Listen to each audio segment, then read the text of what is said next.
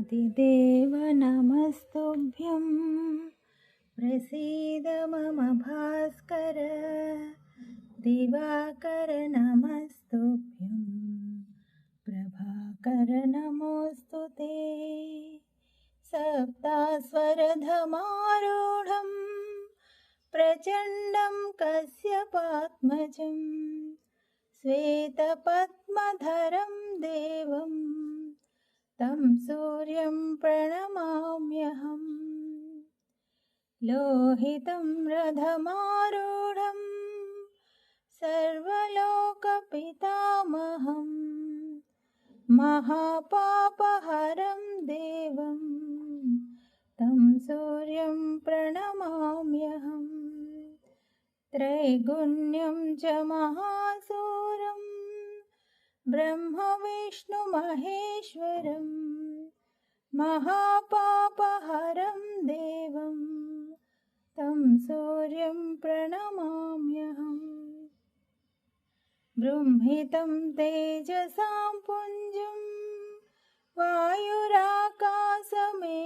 च प्रभुस्त्वं सर्वलोकानां तं सूर्यं प्रणमाम्यहम् बन्धूकपुष्पसङ्कासं हारकुण्डलभूषितम्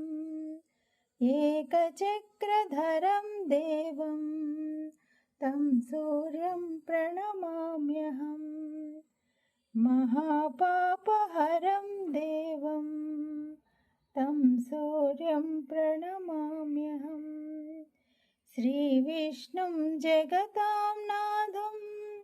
ज्ञानविज्ञानमोक्षदं महापापहरं देवं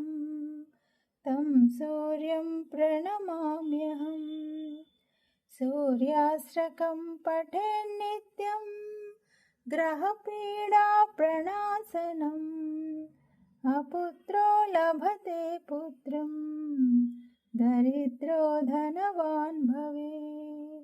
अमिषं मधुपानं च यः करोति रवेद्दिने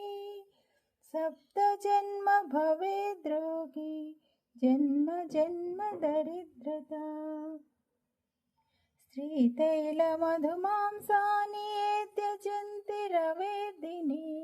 न व्याधिशोकदारिद्र्यं सूर्यलोकं च गच्छति इति श्रीसूर्याष्टकं सम्पूर्णम्।